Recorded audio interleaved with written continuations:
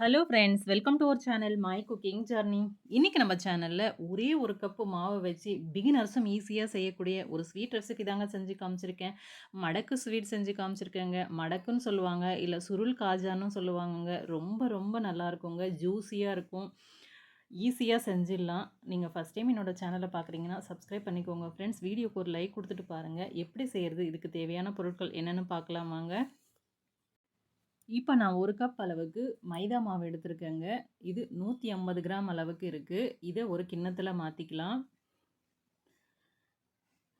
அதுக்கடுத்து இதுக்கு 2 ஸ்பூன் அளவுக்கு நெய் சேர்த்துக்கலாங்க. நெய் சேர்த்து செய்யறதால இந்த ஸ்வீட் வந்து ரொம்பவே நல்லாயிருக்கும். நெய் இல்லைன்னா நீங்கள் எண்ணெய் கூட சேர்த்துக்கலாம் இந்த இடத்துல. இப்போ நம்ம சேர்த்த நெய்யை இது போல் நல்லா கலந்து கொடுத்துடலாம் மாவில். அதுக்கடுத்து ஒரு பிஞ்சு உப்பு சேர்த்துருக்கேங்க. அந்த வீடியோ கிப்பிங் மிஸ் ஆகிருக்கு. அதுக்கடுத்து கொஞ்சம் கொஞ்சமாக தண்ணி சேர்த்து இதை சப்பாத்தி மாவு பதத்துக்கு நல்லா பிசைஞ்சு எடுத்துக்கலாங்க. இப்போ பாருங்கள், நமக்கு மாவு வந்து ரெடி ஆயிடுச்சுங்க. இப்போ இந்த அளவுக்கு இருந்தால் போதும் மாவு. இப்போ இதை ஒரு 10 நிமிஷத்துக்கு மூடி வச்சிடலாம். இப்போ நாம் சுகர் சிரப் ரெடி பண்ணலாம் வாங்க. ஸ்டவ் பற்ற வச்சு நான் வந்து கிண்ணம் வச்சுருக்கேங்க. அதில் 1 கப் மைதா மாவு எடுத்தோம் இல்லையா, அதே கப் நிறைய சர்க்கரை எடுத்துக்கலாங்க. அதே கப்பில் 3/4 கப் அளவுக்கு தண்ணி சேர்த்துக்கலாம். தண்ணி சேர்த்து நல்லா சர்க்கரை கரையணுங்க. சர்க்கரை நல்லா கரைஞ்ச உடனே நல்லா கொதி வரணும். கொதி வந்த உடனே ஒரு 2 நிமிஷம் விட்டு 2 அல்லது 3 நிமிஷம் போதும். ஸ்டவ் ஆஃப் பண்ணிடலாம். ஸ்டவ் ஆஃப் பண்ணிட்டா இது பர்ஃபெக்டாக இருக்கும். இந்த இடத்துல நீங்கள் இந்த பாகை ஒரு கம்பி பதம் கூட எடுக்கலாம். ஒரு கம்பி பதம் எடுத்தீங்கன்னா இதில் வந்து ஒரு 1/2 ஸ்பூன் அளவுக்கு எலுமிச்சம்பழம் ஜூஸ் சேர்க்கணுங்க. சாறு சேர்க்கணும். அப்போ தான் உங்களுக்கு சர்க்கரை பாகு இறுகாமல் கரெக்டாக இருக்கும். இல்லை நீங்கள் சேர்க்கலைன்னா இந்த பாகு வந்து இறுகிடும். என்கிட்ட எலுமிச்சம்பழம் ஜூஸ் இல்லாததால் நான் வந்து சர்க்கரை ஒரு கொதி வந்த உடனே 2 நிமிஷத்துக்கு ஆஃப் பண்ணிட்டேன். அந்த சூட்லேயே எனக்கு இப்போ வந்து ஒரு கம்பி பதம் கரெக்டாக வந்திருக்கு. இப்போ நான் வந்து இதுக்கு ஒரு பிஞ்ச் அளவுக்கு ஏலக்காய் பவுடர் சேர்த்துருக்கேங்க. ஏலக்காய் பவுடர் சேர்த்து நல்லா இது போல் நல்லா கலந்து கொடுத்துட்டு இது ஒரு பக்கம் இருக்கட்டும். அதுக்கடுத்து ஒரு 2 ஸ்பூன் அளவுக்கு நெய் எடுத்துருக்கேங்க. இந்த நெய்யில் 1 ஸ்பூன் அளவுக்கு மைதா மாவு சேர்த்துருக்கேன். இந்த மைதா மாவை நல்லா இது போல் நல்லா கலந்துக்கலாம். கலந்துக்கலாம். இதுவும் இருக்கட்டும். இப்போ நம்ம மாவு பார்க்கலாம். ஏற்கனவே பிசைஞ்சு வச்ச மாவு பார்க்கலாம். மாவு நல்லா ஊறி இருக்குது. இப்போ இதை நான் ஒரு 3 பங்காக பிரித்து எடுத்துட்டேங்க. நம்ம எடுத்த மாவு 3 பங்காக இது போல் பிரித்து எடுத்தாச்சு. இப்போ வந்து கவுண்டர் டாப் சமையல் கட்டு வந்து நான் சுத்தமாக க்ளீன் பண்ணி அதில் வந்து மைதா மாவு தெளித்து ஒரு உருண்டையை சேர்த்து நல்லா இதை வந்து சப்பாத்தி கட்டையில் நல்லா திரட்டிக்கலாங்க. நமக்கு எந்த அளவுக்கு இதை வந்து நல்லா திரட்ட முடியுமோ அந்த அளவுக்கு நல்லா மெலிசாக நல்லா இது போல் திரட்டி விட்டுலாம். திரட்டிட்டு இதை வந்து ஒரு பிளேட்டில் மாற்றிக்கிறேங்க. இதே போல் இருக்கிற 2 உருண்டையுமே நான் வந்து திரட்டி பிளேட்டில் மாற்றி வச்சுருக்கேன். இப்போ நம்ம தேய்ச்சி வச்ச சப்பாத்தி ஒன்று சேர்த்து அதுக்கு மேலே நம்ம மைதா மாவும் நெய்யும் கலந்து வச்சோம் இல்லையா, அதை வந்து இதுக்கு அப்ளை பண்ணணுங்க. அது கொஞ்சம் கெட்டியாக இருக்குது. அது வந்து அப்ளை பண்ண முடியல. அதனால் நான் கொஞ்சமாக அதில் 1 ஸ்பூன் அளவுக்கு எண்ணெய் சேர்த்துருக்கேன். எண்ணெய் சேர்த்த உடனே அது வந்து பர்ஃபெக்டாக கன்சிஸ்டன்சி கிடச்சிது. அதுக்கடுத்து பாருங்கள், நான் வந்து இந்த சப்பாத்தியில் எல்லா பக்கமும் படுற மாதிரி தடவி கொடுத்துட்டேன். அதுக்கடுத்து ரெண்டாவது இன்னொரு சப்பாத்தி எடுத்து போட்டிருக்கேன். எடுத்து போட்டு இப்போ திரும்பவும் அதே ப்ராசஸ் தான். நல்லா நெய்யும் மைதா மாவும் கலந்த இதை தேய்ச்சி அதுக்கடுத்து இதுக்கு மேலே இப்போது மைதா மாவு வந்து உதிர்த்தி விட போகிறோங்க.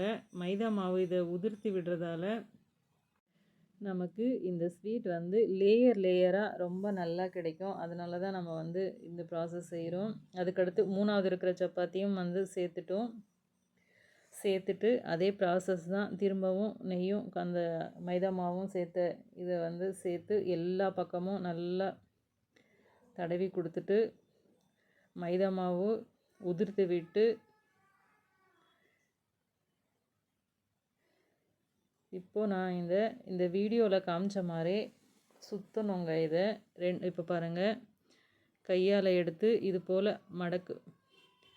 மடக்கி ரோல் மாதிரி நல்லா இதை வந்து டைட்டாக சுற்ற போகிறோம். சுற்றி எடுக்கணும்.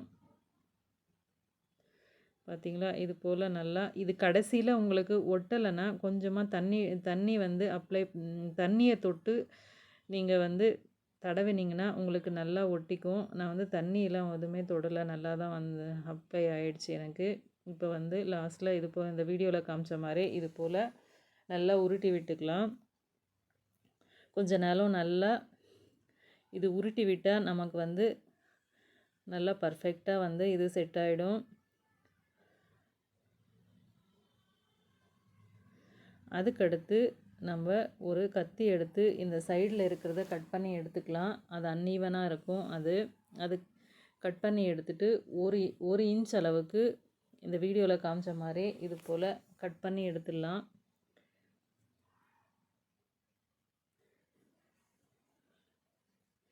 இது எல்லாமே நம்ம கட் பண்ணி எடுத்து இப்போ பாருங்கள், நான் ஒரு பீஸை எடுத்து காமிக்கிறேன். இது உள்ளே பாருங்கள், லேயராக நல்லா சுருள் வந்து நமக்கு நல்லா கிடச்சிருக்கு பாருங்கள். இப்போ நாம் இதை கையில் வச்சு ஒரே ஒரு ப்ரெஸ், அவ்வளோதாங்க. ஒரு முறை இப்படி ப்ரெஸ் பண்ணாலே போதும். அதிகமாகவும் ப்ரெஸ் பண்ணக்கூடாது. லைட்டாக நான் இந்த வீடியோவில் காமிச்ச மாதிரி லைட்டாக ப்ரெஸ் பண்ணணும். லைட்டாக ப்ரெஸ் பண்ணி நம்ம தட்டில் மாற்றிக்க போகிறோம்.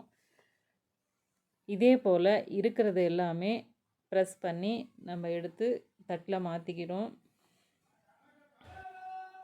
நமக்கு பொரிக்கிறதுக்கு இது தயாராக இருக்குங்க. ஸ்டவ் பற்ற வச்சு எண்ணெய் வச்சுருக்கேன். எண்ணெய் நல்லா சூடாகிருக்கு. எண்ணெய் ரொம்ப சூடாகக்கூடாதுங்க, லைட்டாக சூடாகணும், அவ்வளோதான். இப்போ நம்ம ஒரு பீஸாக எடுத்து சேர்த்துடலாம். சேர்த்து இதை வந்து மீடியம் ஃப்ளேமில் தான் நம்ம வந்து இதை வந்து பொரிச்சு எடுக்கணும். ஹை ஃப்ளேமில் வச்சிங்கன்னா இது வந்து கருகிடும், உள்ளெல்லாம் வேகாது. மீடியம் ஃப்ளேமில் வச்சிங்கன்னா இது நல்லா ஃப்ளஃபியாக நல்லா பாருங்கள், நல்லா உப்பி லேயராக நல்லா இது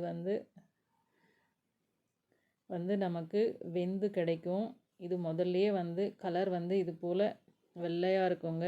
இது வேக உங்களுக்கு வந்து நல்லா கோல்டன் ப்ரௌன் கலர், நல்லா பர்ஃபெக்டான கலராக கிடைக்கும்.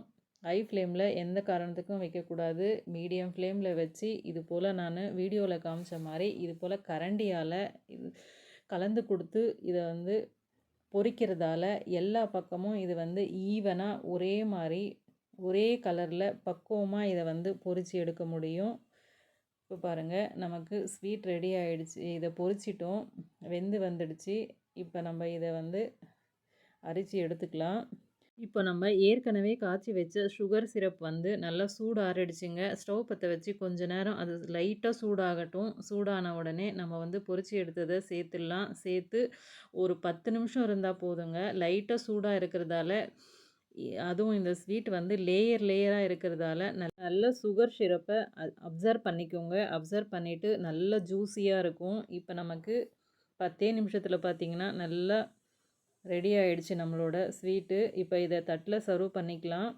நல்ல ஜூஸியான ஸ்வீட் ரெடிங்க. நீங்களும் தவறாமல் ட்ரை பண்ணி பாருங்கள். அதுக்கு தான் நான் ஒரே ஒரு கப்பு வந்து மாவு எடுத்து உங்களுக்கு செஞ்சு காமிச்சிருக்கேன். நீங்களும் தவறாமல் ட்ரை பண்ணி பாருங்கள். இந்த வீடியோ பிடிச்சிருந்தால் லைக் பண்ணுங்கள். தவறாமல் சேனலுக்கு சப்ஸ்கிரைப் பண்ணிக்கோங்க. இன்னும் நிறைய வீடியோஸ் நம்மளோட சேனலில் ஹெல்தி வீடியோஸ் இருக்குது, அதையும் பாருங்கள். Thank you for the watch.